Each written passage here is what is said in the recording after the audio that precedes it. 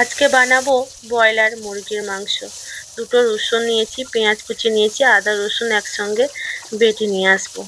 মাংসতে হলুদ লবণ, কড়াইতে সর্ষের তেল দিয়ে দিলাম, দিয়ে আলুগুলোকে ভেজে নিব।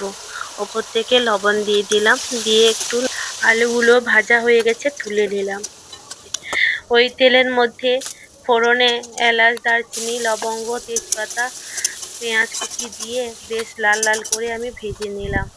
টমেটো কুচি আর ক্যাপসিকাম কুচি দিয়ে দিলাম ওর মধ্যে, দিয়ে বেশ খানিকক্ষণ আমি নাড়িয়ে নিলাম। দিয়ে আদা রসুনের পেস্ট দিয়ে দিলাম, হলুদ গুঁড়ো, লঙ্কার গুঁড়ো, ধনের গুঁড়ো দিয়ে দিলাম।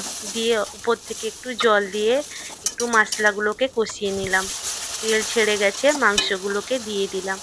উপর থেকে দুটো রসুন দিয়ে দিলাম, দিয়ে বেশ খানিকক্ষণ আমি নাড়িয়ে নিলাম। নাড়ানোর পরে আলু দিয়ে ঢাকনা দিয়ে দিলাম, একটু নাড়িয়ে ঢাকনাটা খুলে দেখলাম জল বেরিয়েছে। দিয়ে আবার ভালো করে কষিয়ে নিলাম। লবণটা কম হয়ে গেছে, আমি আর একটু লবণ দিয়ে দিলাম। দিয়ে আবার একটু নাড়িয়ে নিলাম, স্বাদ মতো চিনি দিয়ে দিলাম। দিয়ে আবার বেশ খানিকক্ষণ কষিয়ে নিলাম। তেল ছেড়ে গেছে, গরম মশলাটা দিয়ে দিলাম, দিয়ে উপর থেকে একটু জল দিয়ে ফুটিয়ে নামিয়ে নিলাম।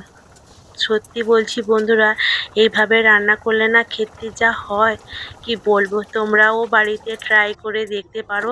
ভিডিওটি যদি ভালো লাগে লাইক কমেন্ট শেয়ার করে পাশে থেকো। তোমরা সবাই ভালো থেকো, সুস্থ থেকো।